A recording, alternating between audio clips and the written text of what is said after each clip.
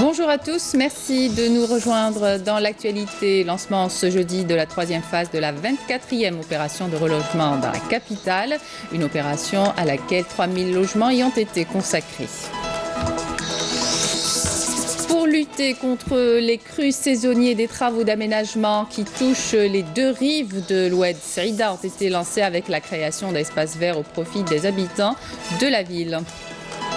Et puis c'est les vacances d'hiver. Des écoles de langue ont ouvert leurs portes aux apprenants en adoptant de nouvelles méthodes modernes pour apprendre en s'amusant, qu'on découvrira dans ce journal. Bienvenue à tous. Le ministre japonais des Affaires étrangères Taro Kono en visite officielle à partir d'aujourd'hui à Alger. Il a été reçu par le Premier ministre Ahmed Ouyahia. L'entretien a porté sur les moyens du renforcement des relations de coopération et de partenariat entre l'Algérie et le Japon.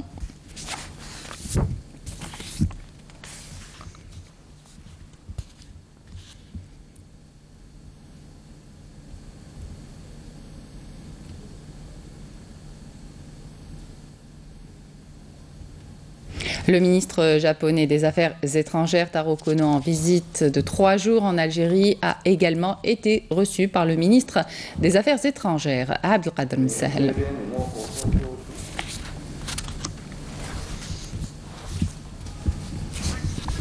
Le chef de la diplomatie japonaise Taro Kono s'est recueilli au sanctuaire des martyrs à la mémoire .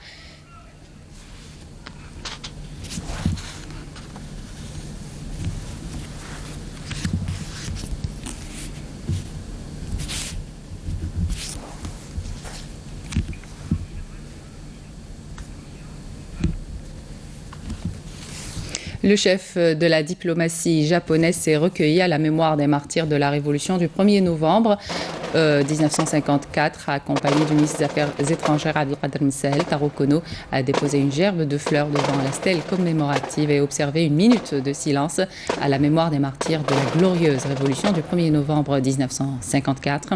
Le chef de la diplomatie japonaise effectue une visite officielle de 3 jours en Algérie dans le cadre du renforcement des relations de coopération et de partenariat entre l'Algérie et le Japon.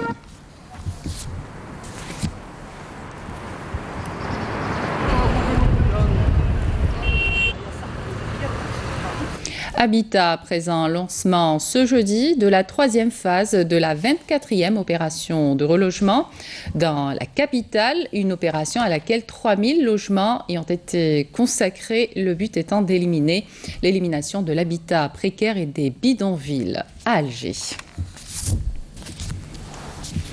Le corps sans vie de Ayesh Mahjoubi, coincé depuis 9 jours à 30 mètres au fond d'un puits artésien au village d'Oumel-Chmel, dans la commune de Houamed, dans le sud-ouest de Msila, a été retiré hier soir après d'intenses efforts déployés par les équipes de secours de la protection civile. Écoutez.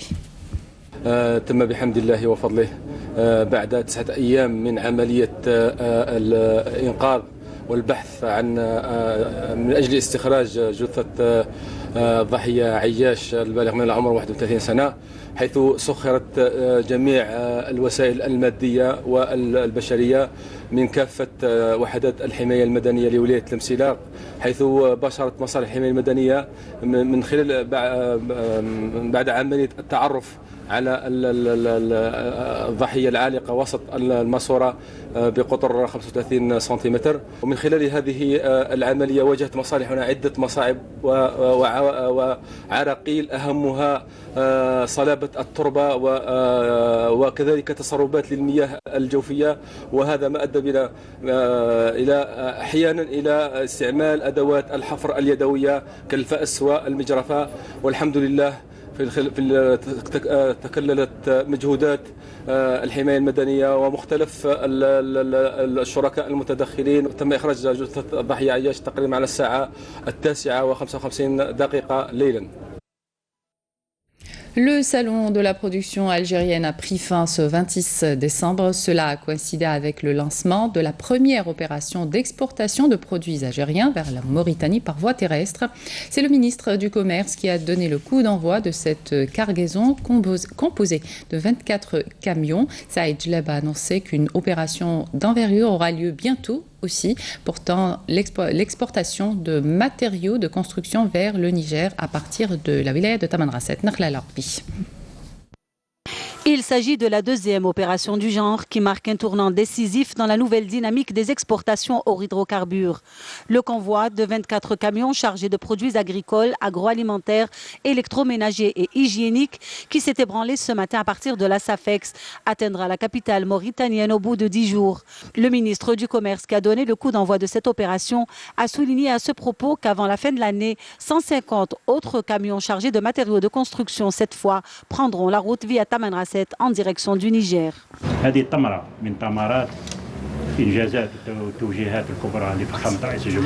C'est le fruit, voire le résultat des orientations de son Excellence le Président de la République. À cette occasion, nous nous adressons aux opérateurs économiques et à l'opinion publique et nous leur disons que nous avons concrètement entamé la phase de l'exportation et dans 15 jours suivra une autre opération en direction de Nouakchott puis une autre vers Dakar.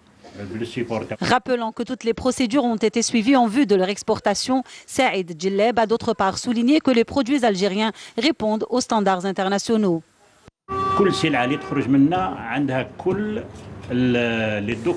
Toute la marchandise qui quitte le territoire national dispose de tous les documents de conformité. D'autre part, nous sommes en plein pourparlers avec les hauts responsables mauritaniens en vue d'aboutir à un accord commercial préférentiel et ainsi revoir à la baisse les taxes douanières, ce qui serait d'autant plus avantageux pour les exportations algériennes. Le ministre du Commerce a en outre rappelé que son département ministériel a récemment mené une étude sur les stratégies nationales pour la diversification des exportations à l'horizon 2023, qui est actuellement dans sa phase finale. La dynamique d'exportation en Algérie est un fait grâce aux efforts conjugués et la coordination administrative entre plusieurs secteurs. L'année 2019 sera l'année de la promotion des exportations hors hydrocarbures, notamment à travers l'élaboration d'une feuille de route pour la définition des grands axes de la stratégie. De nombreuses entreprises algériennes se sont déjà lancées. 2 exemples dans ce reportage de Amel Messaïd. 2019 sera l'année des exportations hors hydrocarbures. C'est l'objectif de la nouvelle orientation de l'économie nationale. Une démarche dans laquelle se sont inscrites beaucoup de sociétés algériennes depuis 2 ans déjà pour la plupart. Le groupe JICA a commencé ses exportations. La première expédition a été réalisée en mois de mai 2018. Depuis le mois de mai à fin disons au mois de décembre, nous avons réalisé au niveau du groupe JICA 270 000 tonnes d'exportation entre le clinker et le ciment. Vers la Gambie, pour le ciment c'est la Gambie, pour le clinker c'est la Mauritanie, le Ghana, le Sénégal et la Côte d'Ivoire. Pour les exportateurs, l'encouragement de l'État se concrétise par une série de mesures déjà opérationnelles. L'État algérien elle est en train de nous aider par rapport aux frais de transport. Ce qui est vraiment encourageant, ça nous permettra de faire des efforts et d'y aller de l'avant et ça nous encourage. Il y a quand même un fonds, le fonds pour les exportations qui rembourse certains frais liés au transport maritime ou bien au transport terrestre. Pour les opérateurs économiques, les exportations peuvent atteindre des niveaux plus importants pour peu que certaines contraintes soient levées. On souhaite bien qu'il y aura des filières algériennes, notamment, ça nous rassure notre paiement. N'importe quel client, s'il dépose son argent dans une banque qui appartient ou qui est filiale à l'Algérie, ça nous rassure le paiement. Or qu'une autre banque, c'est vraiment difficile, il faut toujours trouver des terrains d'entente et toujours des liaisons. Et tout ça, ça a un coût aussi. Il n'y a pas assez de ports pour pouvoir exporter des volumes très grands. C'est-à-dire, par exemple, nous avons une cimenterie à Chlef qui va passer à 4 millions de tonnes. Il faudrait qu'on trouve des débouchés à l'ouest, un port à l'ouest qui puisse prendre des volumes importants. Là, mais à l'ouest, les ports ne sont pas encore adaptés pour les exportations de gros volumes. Les exportateurs souhaitent aussi une meilleure négociation des taxes douanières appliquées sur les produits algériens qui atteignent parfois les 50%.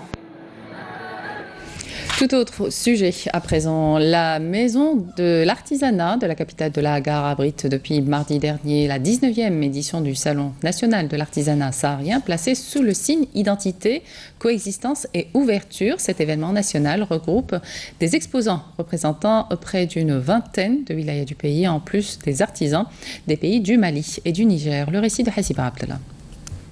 Zahra et Khadija sont deux sœurs qui adorent leur métier d'artisane malgré le manque de moyens. Aujourd'hui, elles participent au Salon national de l'industrie artisanale de Tamanrasset où elles mettent leurs produits à la vente.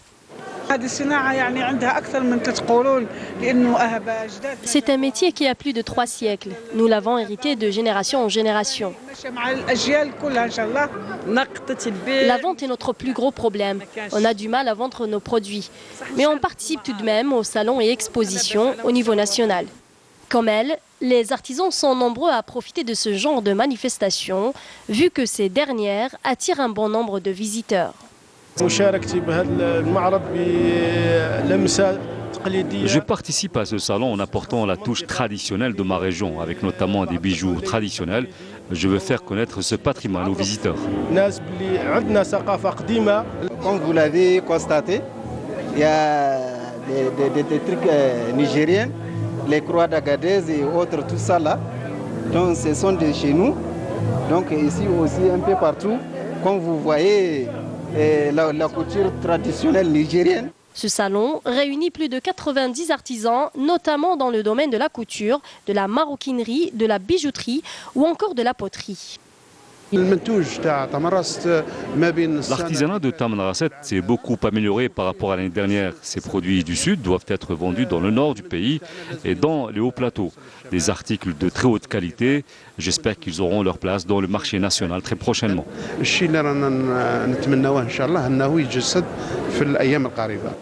En attendant ce jour, les artisans partent à la rencontre de clients potentiels, comme dans ce salon où ils espèrent augmenter les ventes et maximiser leurs profits. Oued Saïda, principal cours d'eau qui traverse le chef-lieu de la wilaya sur 9 km, un cours d'eau sujet à des inondations en période de fortes précipitations, d'où ces travaux qui touchent toute la partie de l'Oued qui traverse la ville de Saïda. Karimaïfa. Ces travaux doivent tout d'abord canaliser les eaux de l'Oued en période de crue en maîtrisant son cours sur les 9 km qui traversent la ville de Saïda du nord au sud. Après les travaux de dragage du lit de la rivière, commence la réhabilitation et la sécurisation de ces rives avec du béton armé en surélevant ces berges sur plusieurs mètres. Auparavant, les riverains fouillaient leur foyer quand il pleuvait, craignant les crues. Aujourd'hui, tout va bien. Tout est devenu plus propre.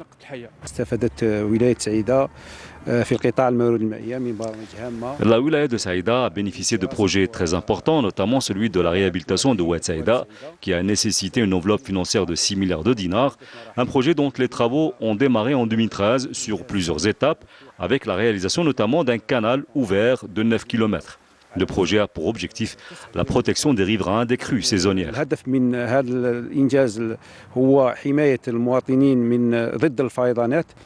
Aujourd'hui, les eaux de l'Oued sont plus propres grâce aux travaux entrepris par la ville pour dévier une partie du réseau d'égouts qui se déversait dans l'Oued vers une station d'épuration des eaux usées. Des eaux usées qui, une fois traitées, seront utilisées pour l'irrigation des terres agricoles.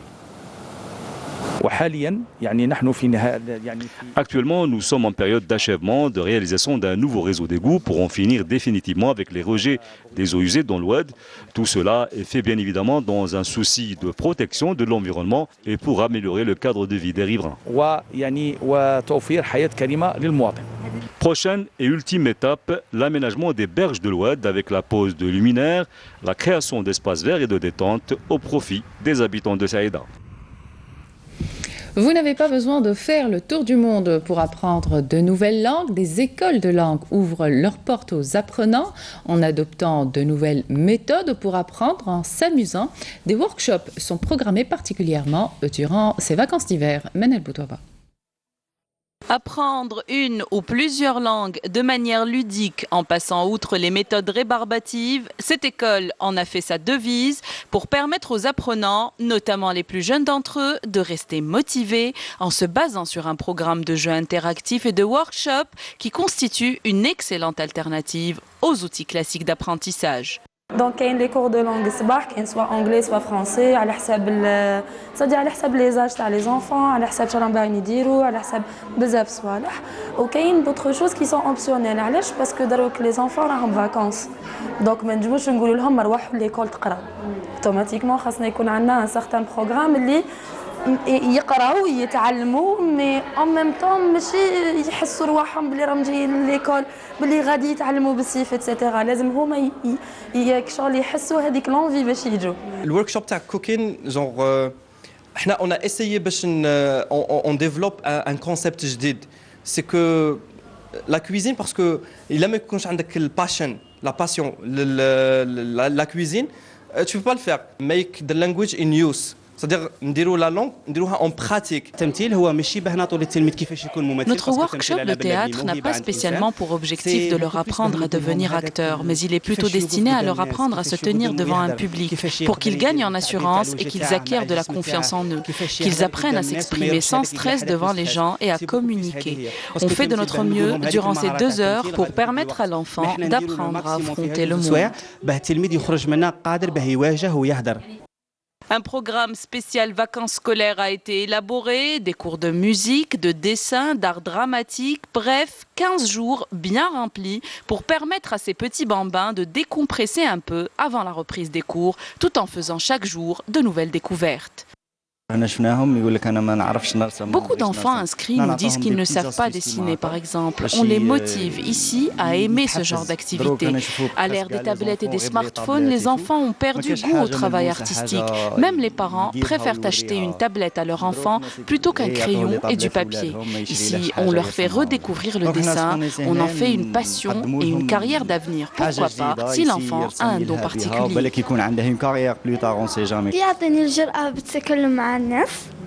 Depuis que je suis ici, j'ai plus confiance en moi, j'ai vaincu ma timidité.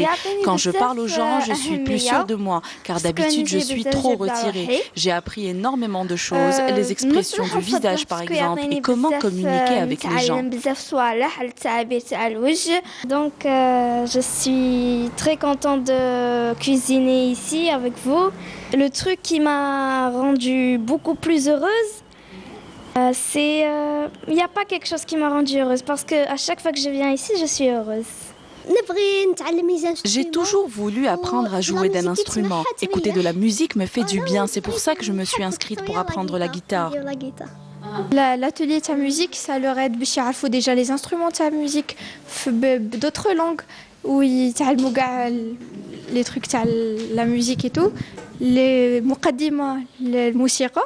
ainsi que يتفتح كاع نعرفوا بلي الموسيقى تفتح ذهون تاع الاطفال و ça leur plaît تجبدهم. Joindre l'utile à l'agréable pour permettre aux enfants de développer leurs connaissances et leur donner les outils nécessaires pour découvrir et affronter avec assurance le monde qui les entoure.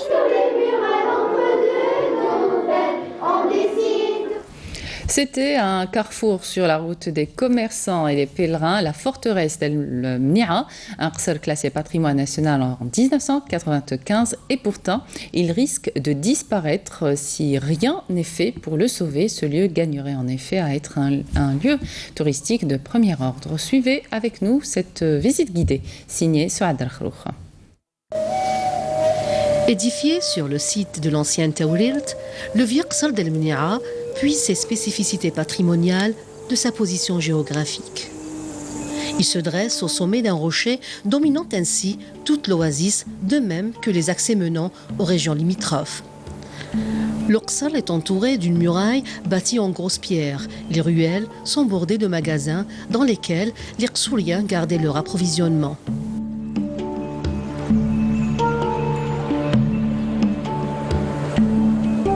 Vous voyez, c'est dans ce vieux qsar, les sites qui restent encore, c'est cette mosquée-là et le puits qui a une profondeur de entre 80 et 100 mètres. le puits qui ravitaillait tout le vieux Ksar, les habitants et leurs animaux aussi, en eau potable, bien sûr.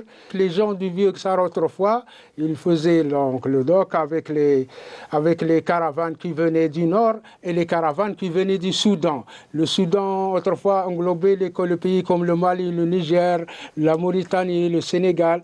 La vie, elle était prospère. Ils avaient vraiment une vie d'autosuffisance. C'est pour ça que les autres tribus, toujours, ce vieux Ksar a été à la convoitise. Les récits rapportent que Mbarka Bint El-Khas, une femme berbère de la tribu des Zénètes, aurait gouverné la citadelle, une princesse célèbre pour sa grande sagesse et sa bonne gouvernance. Malheureusement, le site qui demeure parmi les plus importants témoins de l'identité de l'oasis se dégrade. Notre association s'emploie sans cesse à réhabiliter ce site ancien tout en sauvegardant ses spécificités architecturales. Nous œuvrons également à la réhabilitation de la prestigieuse mosquée, ainsi que l'ensemble des mausolées de la ville représentant les 4 saints patrons de cette cité médiévale. La préservation de ce riche patrimoine architectural nécessite sa restauration à l'identique pour une conservation optimale des sites épousant le milieu saharien. Tombée de rideau sur la 3e édition du Festival international de la musique andalouse et des musiques anciennes, une soirée marquée par le passage de jeunes artistes, un rêve pour eux de se produire sur les planches de l'Opéra d'Alger. Nessalim Ben Saidi.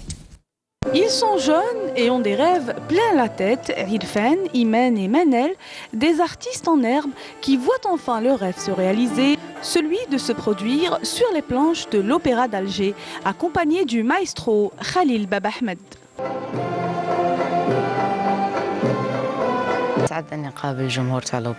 On s'est bien préparé pour ce jour, on a travaillé très dur, on avait des ateliers la matinée et des répétitions le soir.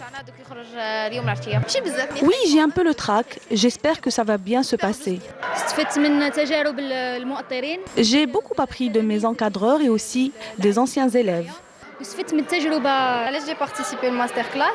Beaucoup plus باش نتعلم تقنيات تاع كيفاش جو جير l'instrument ديالي l'instrument la technique تاع instrumental. Je ne peux qu'être fière de ces jeunes, ils sont vraiment à la hauteur. La majorité maîtrise très bien les instruments anciens, ce qui n'est pas facile. Plus que quelques instants avant le grand moment, une photo s'impose pour immortaliser cet instant.